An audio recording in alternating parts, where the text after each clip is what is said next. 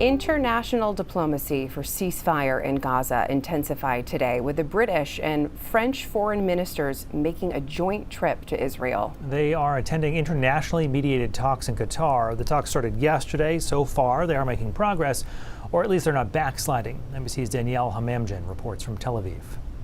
Well, the talks yesterday could have fallen apart, and they didn't, so that in itself is good news. According to U.S. officials, the meeting was off to a promising start. The talks were described as constructive.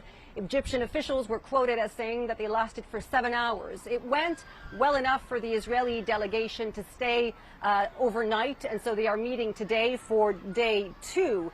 Now, Hamas has issued a statement reiterating its position that any deal must include the full withdrawal of Israeli forces from Gaza, and the ceasefire must be permanent. Now, what are the sticking points? There are a number of them, but the major sticking points is an area called the Philadelphia corridor. This is sort of a buffer zone between Egypt and Gaza. Israel's concern is that Hamas will once again smuggle weapons and fighters through the area. They're also concerned about what they say is the unvetted movement of Palestinians back to the northern part of the enclave.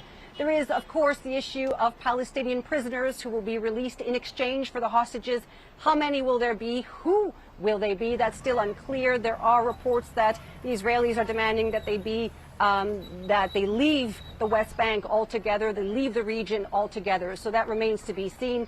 But in the meantime, diplomats are working furiously to try to convince the Israelis to agree to a ceasefire deal.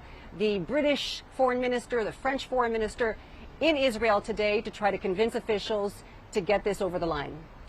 Danielle Hamamjan, NBC News, Tel Aviv.